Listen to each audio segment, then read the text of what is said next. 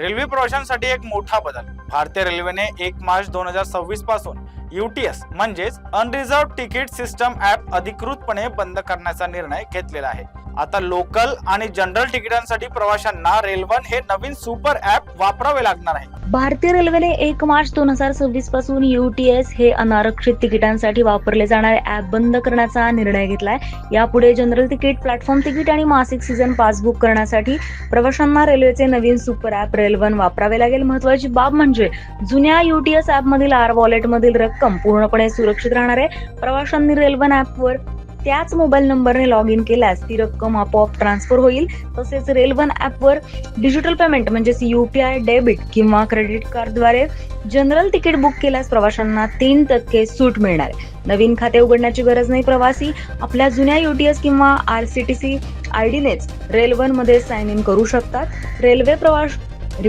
Railway प्रशासनाच्या या निर्णयामुळे तिकीट बुकिंग प्रक्रिया अधिक सुलभ आणि एकसंध करण्याचा प्रयत्न करण्यात आलाय.